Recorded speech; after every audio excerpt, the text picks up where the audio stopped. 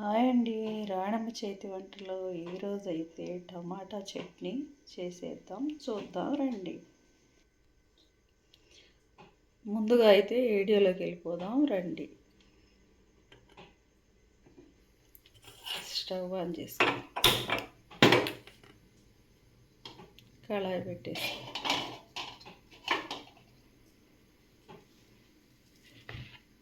Oil పోసేసుకుందాం.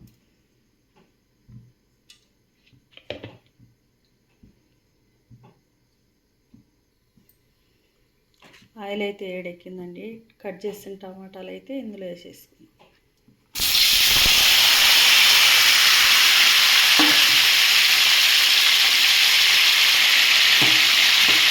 ఇలా మొత్తం ఒకసారి కలిపేసి సిమ్లో మగ్గనిద్దాం.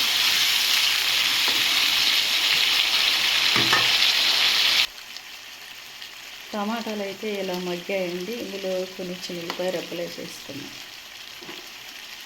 కొద్దిగా జీలకర్ర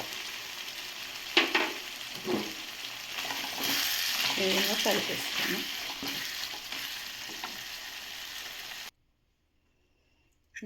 ఇది పొండుమిర్చి పచ్చడి అండి. ఇది ముందుగానే నిలవ పచ్చడిలాగా రెడీ చేసి పెట్టుకున్నాం అనమాట. ఇది మెత్తగా గ్రైండ్ చేసాను.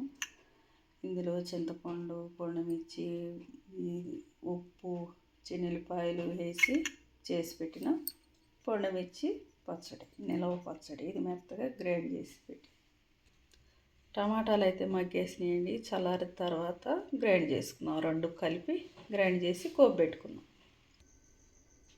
ఉడికించిన టమాటాలు అయితే పూర్తిగా చల్లారిపోయాయండి. వీటిని అయితే ఇప్పుడు మిక్సీలో వేసేసుకున్నాం.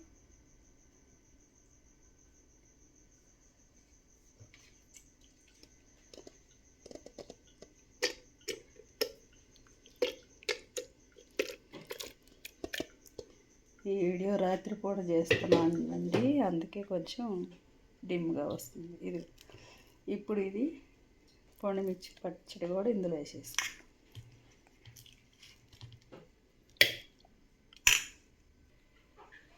మిక్సీ అయితే ఇలా వేసేసుకున్నామండి. ఇప్పుడు కోపు పెట్టేసుకున్నాం. కళాయి అయితే పెట్టేశాను. ఆయిల్ పోసేసుకున్నాం.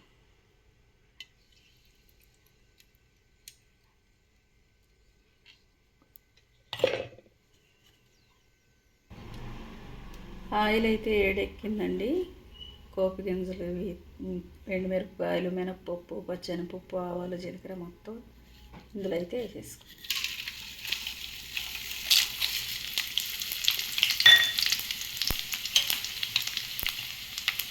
కొన్ని చిన్నులపాయ రెబ్బలు సన్నగా కట్ చేసామండి, అవి కూడా ఇందులో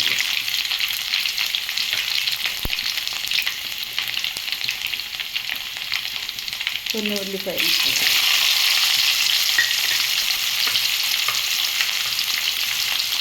కొద్దిగా కరివేపాకు,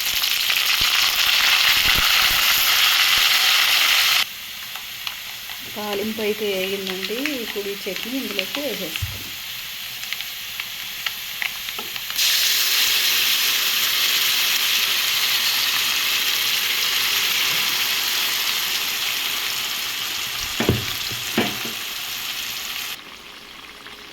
ఇంతేనండి. మొత్తం ఇందులో వేసి మొత్తం ఇలా కలిపి ఆయిల్ అంతా కలిసేలాగా కొంచెంసేపు ఉడకనిద్దాల్సింది, కొద్దిగా వేడెక్కేలాగా. ఇంతేనండి, టమాటా చట్నీ అయితే రెడీ అయిపోయింది. ఎంతో ఈజీగా చేసుకునే టమాటా చట్నీ. ఇంట్లో పొండుమిర్చి పచ్చడితో చేసుకోవచ్చు, లేదంటే అలాగే టమాటాలు ఉడికించి దానిలో కారం, చింతపండు, జీలకర్ర, చిన్నులపాయలు పెట్టి కూడా మిక్సీ వేసి పట్టుకోవచ్చు. అది టమాటా పచ్చడి, ఇది పొండుమిర్చి టమాటా పచ్చడి. ఇంతేనండి. ఈ వీడియో కానీ నచ్చినట్టయితే లైక్ చేయండి.